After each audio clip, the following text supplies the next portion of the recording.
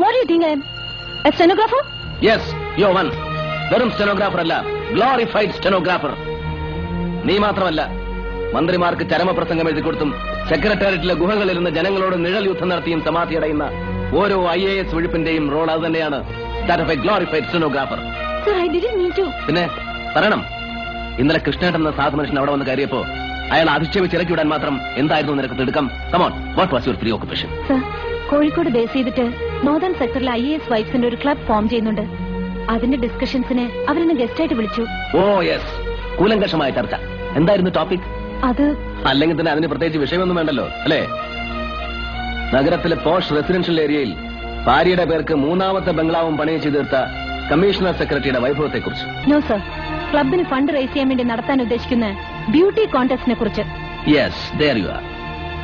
ഐശ്വര്യ റായ്, സുസ്മിത സെൻ ശ്രേണിയിലേക്ക് മക്കളെ കൈപിടിച്ചുയർത്തുന്നതിനെ കുറിച്ച് ആലോചിക്കാൻ അമ്മമാരുടെ വട്ടമേശ സമ്മേളനം. അതല്ലെങ്കിൽ ഒറ്റപ്പി സ്വിം സ്വീറ്റിന് തുളിക്കാനാവാത്തതെല്ലാം TV ക്യാമറയ്ക്ക് മുന്നിൽ തുറന്നു കാണിക്കാനും take A step, hit the apple, hit the been എന്ന താളത്തിൽ മൂടും മുലയും ഇളക്കി നടക്കാനും അതുവഴി ലോകത്തിന് മുന്നിൽ ഇന്ത്യയുടെ അഭിമാനം ഉയർത്തിപ്പിടിക്കാനും മക്കളെ പ്രാപ്തരാക്കാൻ മമ്മിമാരുടെ മേൽനോട്ടത്തിൽ നടത്തുന്ന സ്പെഷ്യൽ കോച്ചിംഗ് ക്ലാസ്, അല്ലേ? Sir, please stop it. Why? Because I hate your prejudice. അതെ, ഐ എം പ്രിജുഡിസ്ഡ്. എനിക്ക് മുൻവിധികളുണ്ട് ഈ നാടിനെ കുറിച്ച്.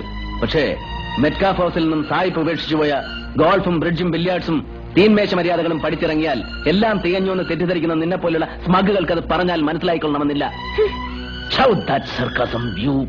Sir, hold your tongue.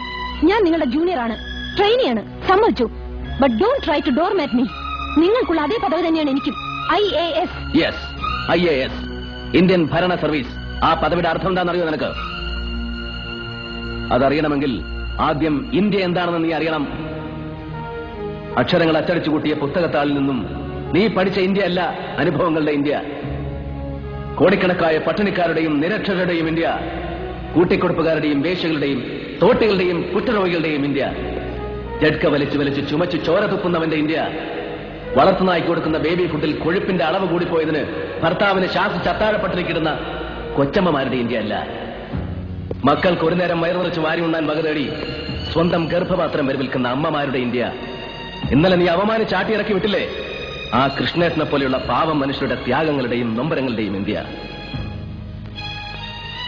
India എന്ന മഹാരാജ്യത്തിന്റെ സോൾ, ആത്മാവ്. IAS അക്കാദമി വർഷാവർഷം അടവച്ച് വിരിച്ചെടുക്കുന്ന നിന്നെ പോലെയുള്ള സ്നോബുകൾക്ക് ഈ ആത്മാവ് തൊട്ടറിയാനുള്ള സെൻസ് ഉണ്ടാവണം, സെൻസിബിലിറ്റി ഉണ്ടാവണം, സെൻസിറ്റിവിറ്റി ഉണ്ടാവണം. Stop your bloody rhetoric. Shut up, you.